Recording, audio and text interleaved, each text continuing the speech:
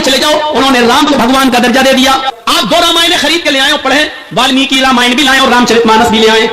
रामचरितमानस जो तुलसीदास जी ने लिखी है वो अभी जदीद नई है, वो नई है, तुलसीदास जी वाली वो नहीं, उसमें भगवान का दर्जा दे दिया राम को। और वाल्मीकि जी की रामायण में वाल्मीकि जी ने राम को भगवान माना ही नहीं है, राम को इंसान माना। आज भी दोनों रामायण में मौजूद है। वाल्मीकि जी राम को एक काल्पनिक मनुष्य इंसान मानते हैं और तुलसीदास जी ने उनको भगवान का दर्जा दे दिया है। मेरे भाइयों, अब आप पढ़िए वाल्मीकि जी की रामायण में साफ तौर पर लिखा है, जब राम की पत्नी सीता का हरण हुआ और रावण लेकर जब गया, हनुमान और लक्ष्मण जब श्रीलंका से रावण के चंगुल से जब सीता जी को छुड़ा के लाए, तो सीता जी रामचंद्र जी के पास जाती हैं और उनका आशीर्वाद लेने के लिए उनके पैर छूने लगती हैं, उनके पैरों पे गिर जाती हैं। तो रामचंद्र जी ने अपनी पत्नी सीता को पैर नहीं छूने दिए, बल्कि उनके दोनों कांधे पकड़कर उनको उठा दिया, खड़ा कर दिया। कहा ये क्या कर रही हो? कहा आपको प्रणाम कर रही हूं, आपको नमस्कार कर रही हूं, आपके पैर छू रही हूं। तो रामचंद्र जी ने जो जुमले कहे, जो शब्द कहे, वो वाल्मीकि रामायण में है, राम रामाय नमः, राम रामाय सत्यम अस्ति। सीता तू मेरे पैर मत छू, मैं तो तेरा राम हूं। सीता तू मेरे पैर मत छू, मैं तो तेरा राम हूं। राम रामाय नमः, एक राम तेरे राम का भी है,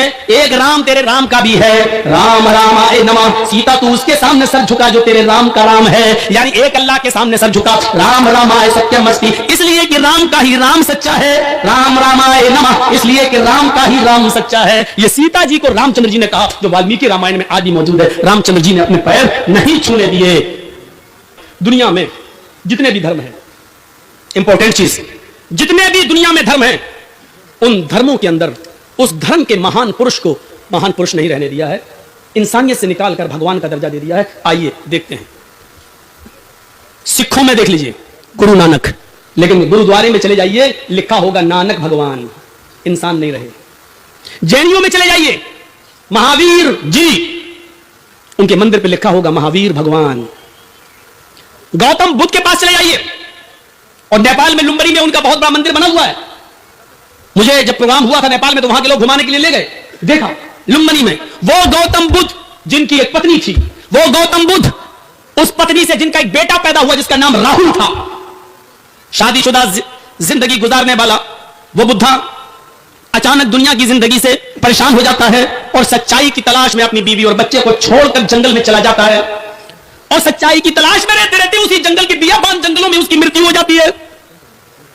शादीशुदा जिंदगी, एक बीवी और एक बच्चे को छोड़ देना बहुत आसान है, लेकिन मोहम्मद रसूलुल्लाह सल्लल्लाहु अलैहि वसल्लम की 11 बीवियां और खदीजा से 6 बच्चे, मारिया किप्तिया से एक बेटा, फिर वो बीवियां जिनसे आपने, जिनके पहले शौहर जिनको तलाक दे दिए थे या मर गए, अल्लाह के नबी ने उन बेवा औरतों से जो निकाह किया था, वो औरतें अपने पुराने शौहरों के बच्चे लेकर आई, उन बच्चों को पालना, उनके बच्चों को पालना, अपने बच्चों को पालना, बीवियों का हक अदा करना, बच्चों का हक अदा करना, ये किसी जवामर्द इंसान का काम हो सकता है, लेकिन एक बीवी और एक बच्चे से तंग आकर दुनिया को छोड़ देना और बीवी और बच्चे को छोड़कर जंगल में चला जाना और सच्चाई की तलाश में रहते रहते उसी जंगल में मृत्यु पा जाना, यह बहुत आसान काम है।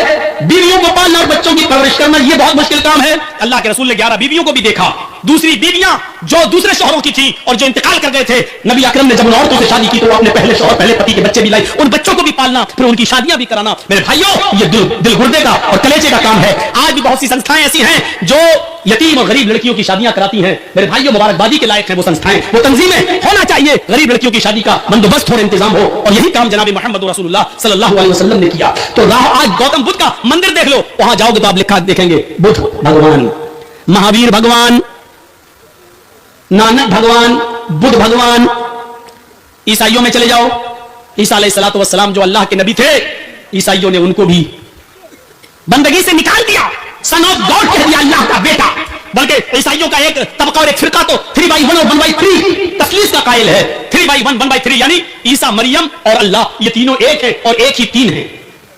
ईसा ही अल्लाह है, ईसा ही मरियम है, मरियम ही ईसा है, मरियम ही अल्लाह है, अल्लाह ही ईसा है, अल्लाह ही मरियम है, यानी एक तीन है, तीन एक है। ये ईसाइयों में ये चला है, सन ऑफ गॉड, अल्लाह का बेटा। दुनिया में जितने भी मजहब उठाइए, उनके मानने वालों को देख लीजिए, उन्होंने इंसान नहीं रहने दिया। हिंदू भाइयों में चले जाओ, उन्होंने राम को भगवान का दर्जा दे दिया और कृष्ण जी को भी भगवान का दर्जा दे दिया। नहीं, इस्लाम क्या कहता है? इस्लाम कहता है कि कोई बाप कितना भी बुजुर्ग हो, लेकिन बेटा अपने बाप के पैर नहीं छू सकता, अपनी मां के भी पैर नहीं छू सकता। मां के कदमों के नीचे जन्नत है, वो तलाश करे, यानी खिदमत करके जन्नत में जाने की कोशिश करे। लेकिन मां के कदमों के नीचे जन्नत होने का मतलब ये नहीं है कि वो अपने मां के पैर छुए। वक़दा रब्बुका अल्ला तअबुदु इल्ला इय्याह, और तुम्हारे रब ने यह फैसला कर दिया है कि तुम अल्लाह के अलावा किसी और की इबादत नहीं करोगे। वबिल वालिदैनि एहसाना, और फौरन कह दिया अपने माँ बाप के साथ एहसान करो, यानी पहले इबादत अल्लाह की और अल्लाह की इबादत के बाद माँ बाप के साथ एहसान। वबिल वालिदैनि एहसाना, एहसान क्यों कहा? एहसान में हर नेकी शामिल है। बाप के पैर में दर्द हो रहा है तो उसका पैर दबाना एहसान है। अगर बाप के सर में दर्द हो रहा है तो उसका सर दबाना एहसान है। बाप बिस्तर पर लेटा हुआ है, चाहता है कि बेटे लेटे लेटे बोर हो गया हूं, जरा घर के बाहर मुझे टहला दो, घर के बाहर जरा मुझे हवा खिला दो, तो बेटे की जिम्मेदारी अपनी पीठ के ऊपर लाद कर अपने बाप को घर के बाहर का चक्कर लगवाए, घुमाए। बाप बीमार है तो उसका इलाज कराए, यह एहसान है। एहसान हर उस नेकी को कहा जाता है जो माँ बाप को जिस नेकी की जरूरत है, माँ बाप को जिस चीज की जरूरत है, उस चीज को पूरा कर देने का नाम एहसान है। इसलिए अल्लाह ने यह नहीं कहा कि अपने माँ बाप के पैर दबाओ, यह नहीं कहा कि अपने माँ बाप की खिदमत करो, बल्कि यह कहा वबिल वालिदैनि एहसाना, तुम्हारे बाप को जिस चीज की जरूरत है वो जरूरत उसकी पूरी करो, यह एहसान है। एहसान है। इम्मा यबलुगन्ना इंदकल किबरा अहदुहुमा व किलाहुमा फला तकुल लहुमा उफ वला तनहरहुमा, जब उन दोनों में से कोई एक या वो दोनों तुम्हारी जिंदगी में बुढ़ापे को पहुंच जाएं तो तुम उनसे उफ भी मत करो, हूं भी मत करो, ये भी नहीं कर सकते। मसलन मेरे बाप बीमार हैं, बिस्तर पर लेटे हैं और मैं कंप्यूटर पर काम कर रहा हूं, बहुत जरूरी इंपॉर्टेंट बिजनेस का काम, और बाप लेटे हैं, बेटा जी अबू एक गिलास पानी ला दो। कंप्यूटर बंद किया और गए पानी लाके दे दिया, अल्लाह की कसम सवाब नहीं मिलेगा। क्यों?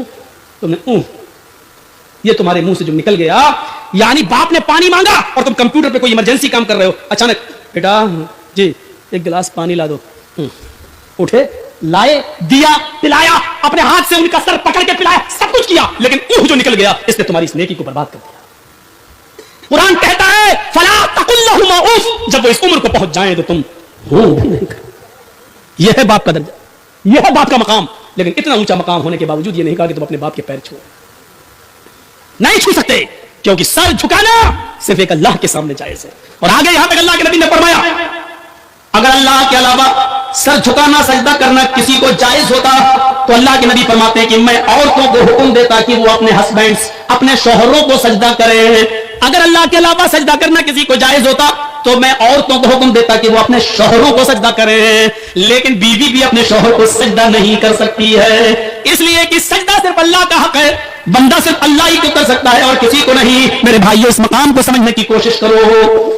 दुनिया में जितने भी धर्म हैं उन लोगों ने अपने अपने मज़ाहिब के महान पुरुषों को इंसानियत से निकाल दिया, लेकिन दुनिया में एक धर्म ऐसा है और वो है इस्लाम, जिसमें आज भी मोहम्मद रसूलुल्लाह को भगवान का, खुदा का, अल्लाह का दर्जा नहीं दिया गया है। हमने अपने महान पुरुष को इंसान ही का दर्जा दिया है और इंसान ही रहने दिया है। कुरान चीख कर ऐलान करता है कुल इन्नमा अना बशरुम मिस्लुकुम, ऐ नबी कह दो कि मैं तुम्हारी तरह का एक बशर हूं, कह दो कि मैं तुम्हारी तरह का एक इंसान हूं। तुम चलते फिरते हो, मैं भी चलता फिरता हूं, तुम उठते बैठते हो, मैं भी उठता बैठता हूं, तुम शादी ब्याह करते हो, मैंने भी शादी ब्याह की है, तुम्हारे माँ बाप दादा परदादा थे, हमारे भी माँ बाप दादा परदादा थे, तुम्हें बच्चे थे, तुम्हारे बच्चे तो मेरे भी बच्चे थे, तुम्हें बुखार आता है, सर में दर्द होता है, दुख और गम पहुंचता है, मुझे भी बुखार आता है, सर में दर्द होता है, दुख और दर्द हमें भी पहुंचता है, खुशी हमें भी पहुंचती है। कुल इन्नमा अना बशरुम मिस्लुकुम यूहा इलैया, हां फर्क इतना है हम में और तुम में, हमारे पास जिब्राइल कुरान लेकर आते हैं और तुम्हारे पास नहीं आते हैं। अल्लाह की तरफ से मेरे पास पैगाम आता है और तुम्हारे पास नहीं आता है। बस यही मकाम मेरा बड़ा है कि अल्लाह ने मुझे नबी बनाया है और तुम्हें नबी नहीं बनाया,